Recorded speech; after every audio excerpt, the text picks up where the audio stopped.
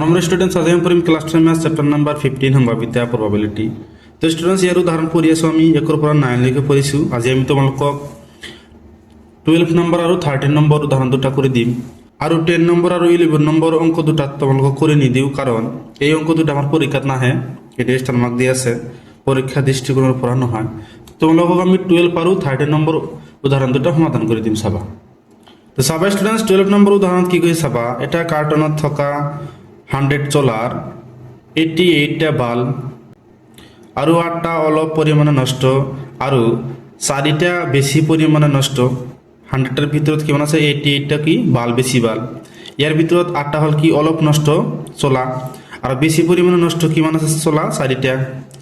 Jimmy এজন ব্যৱসায়ী যি মাত্ৰ বাল্বৰ গ্ৰহণ কৰে। বাল্বৰ মানে কি 88টা গ্ৰহণ কৰিব, কাৰণ 88টা হ'ল কি বাল্ব। কিন্তু সুজাতা অন্য এজন ব্যৱসায়ী যি মাত্ৰ বেছি পৰিমাণে নষ্ট হোৱা চলাহে বাদ দিয়ে যাদৃচ্ছিকভাৱে কাৰ্টনৰ এটা চলা টনা হ'ল। সম্ভাৱিতা কি যাতে? 1 নম্বৰত কি কৈছে চাবা, এইটো জিমিৰ গ্ৰহণযোগ্য হয়। জিমিৰ গ্ৰহণযোগ্য মানে কি 88টা বাল্ব।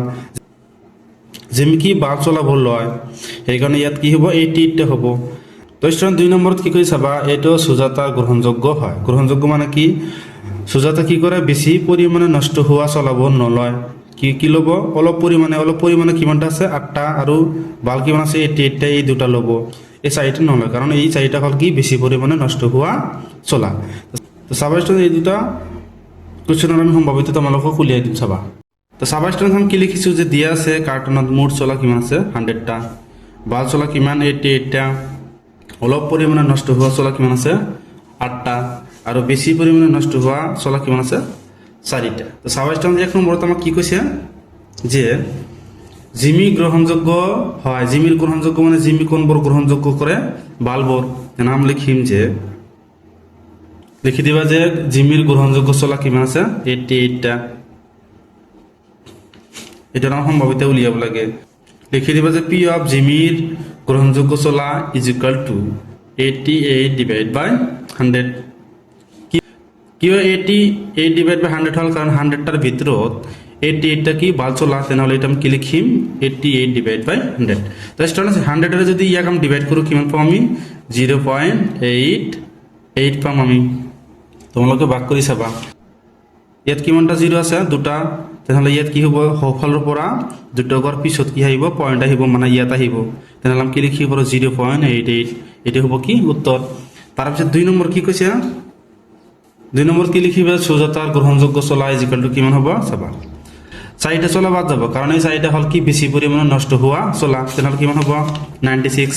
এই দুটা যোগ কৰি দিয়া, 88টাও ল'ব, এইটো বাল্ব। আৰু অলপ পৰিমাণে নষ্ট হোৱা চলাব লয়, কিমান আছে? অলপ পৰিমাণে নষ্ট হোৱা চলাবোৰ কিমান আছে? 8টা। এই দুটা যোগ কৰিলে কিমান হ'ব? 96, মানে 4টা বাদ গৈছে। বিয়া চলাবিলাক কি বাদ গৈছে, তেনেহ'লে 96ৰ সম্ভাৱিতা উলিয়াব লাগে।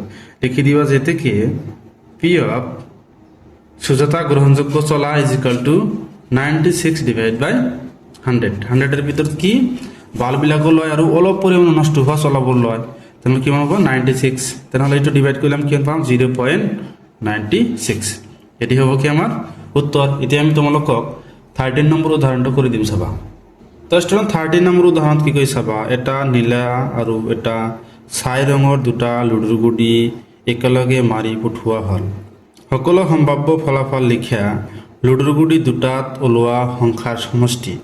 লুডুৰ গুটি দুটাত সংখ্যা ওলোৱাৰ সমষ্টি মানে কি? যোগফল কিমান আছে? 1 নম্বৰত 8, কিমানটা আছে চাবা? 13 আছে। তাৰপিছত 3 নম্বৰ আছে কি? 12তকৈ সৰু বা সমান হোৱাৰ সম্ভাৱিতা কিমান? এইটো আমাক ওলাব লাগে। তো চাবা ষ্টুডেণ্টছ, ইয়াত আমাক দিয়া আছে, সেইটো হ'ল কি? লুডুৰ গুটি। ইয়াত দুটাই একেলগে মাৰি পঠোৱালে কিমান হ'ব? 1 উঠিব পাৰে, 1 2 উঠিব পাৰে, 1 3, 1 4, 1 5, 1 6, এই সকলোবোৰ উঠিব পাৰে। তেনেহ'লে 1 নম্বৰত আমাক কি কৈছে? 8 মানে কি? সমষ্টি মানে যোগফল কিমানটা হ'ব চাবা। আমি তোমালোকক দেখুৱাই দি আছোঁ।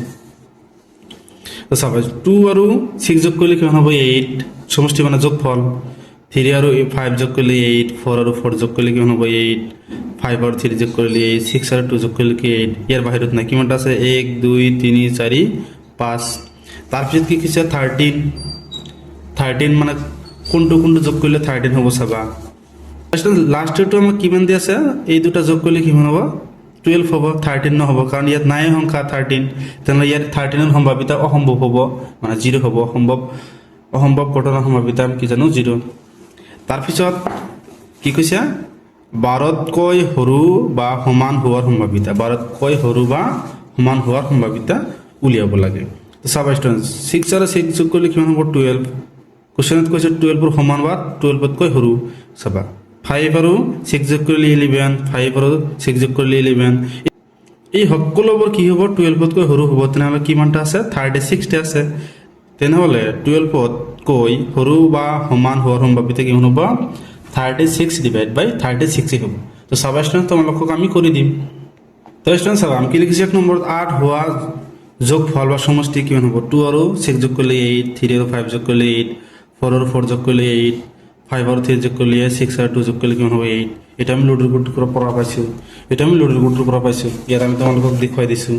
এই সকলোবোৰ যোগ কৰিলে কিমান হ'ব 8, ইয়াৰ বাহিৰত আৰু নাই। 4 আৰু 5 যোগ কৰিলে কিমান হ'ব 9, এইবোৰ নহয়।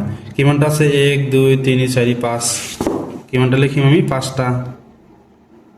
36টাৰ ভিতৰত আছে লিখি দিবা যে এতেকে মোট ফলাফল 6 × 6 = 36টা আছে। চাবা ইয়াত মুঠ ফলাফল কিমান আছে 36টা আছে, গুণি লোৱা 1 2 3 4 5 6, 1 2 3 4 5 6, ইয়াত কিমানটা আছে 36টা আছে। তেনেহ'লে মুঠ ফলাফল কিমান লিখিম 36টা। তেনেহ'লে 1 নম্বৰত লিখিবা যে এতেকে P of 8ৰ সমষ্টি বা যোগফল কিমান হ'ব চাবা। কিমানটা আছে 5টা, কিমানটাৰ ভিতৰত 36টাৰ ভিতৰত, এইটো আমি তলত লিখিম। মুঠ ফলাফলটো সদায় আমি তলত লিখিম, এইটো আমি কটাকটি কৰিব নোৱাৰোঁ। সেইকাৰণে 13 নম্বৰ উদাহৰণৰ 1 নম্বৰ উত্তৰটো কিমান হ'ব 5 ডিভাইড বাই 36। 8 সমষ্টিৰ সম্ভাৱিতা কিমান হ'ব 5 ডিভাইড বাই 36। 2 নম্বৰত কি কৈছে আমাক যে 13 হোৱা যোগফল,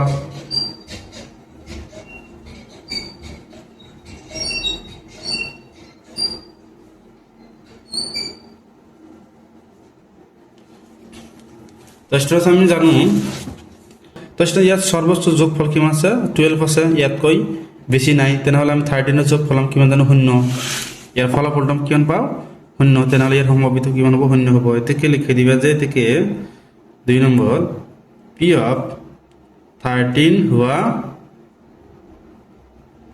যোগফলৰ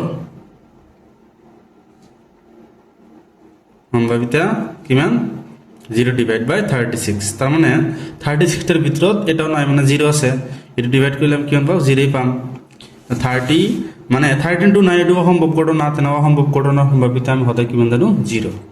তাৰপিছত কিমান আছে 3 নম্বৰ কি কৈছে 12তকৈ সৰু বা সমান, ইয়াত কিমান আছে 36টাই আছে।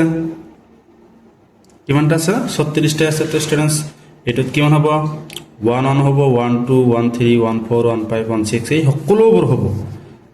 এটো যোগ কৰিলে কিমান হ'ব 12, 12তকৈ সৰু আৰু 12ৰ সমান কৈছে, তেনেহ'লে সকলোবোৰ হ'ব। কিমানটা আছে সকলোবোৰ, কিমানটা আছে 36টা আছে, 6 6 গুণ 36।